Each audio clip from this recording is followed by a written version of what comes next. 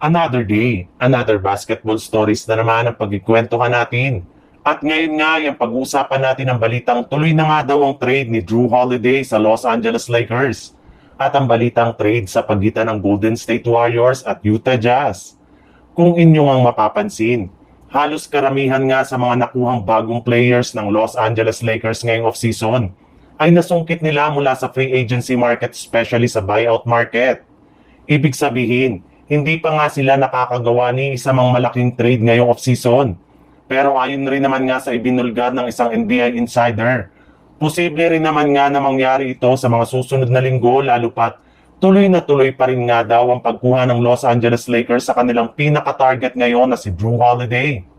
Sa katunayan, personal na nga daw pong kakausapin ng kanilang general manager na si Rob Pelinka ang mismong front office ng Portland Trail Blazers sa mga susunod na araw para i-offer dito sina Dalton Kenny, Maxi Kleber, at dalawang future second round pick kapalit ni Drew Holiday sa isang blockbuster trade.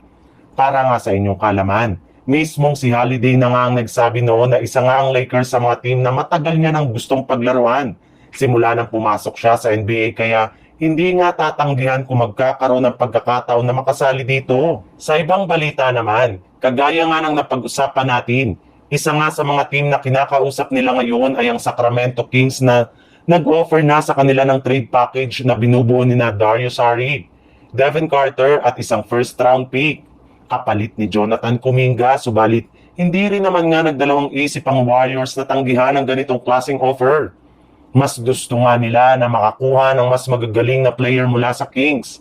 Nagkaroon rin naman nga ang Golden State Warriors ng isang bagong trade proposal sa Sacramento Kings, kung saan papayag nga daw sila na ibigay dito si Jonathan Kuminga basta't makuha nila si Domantas Sabonis.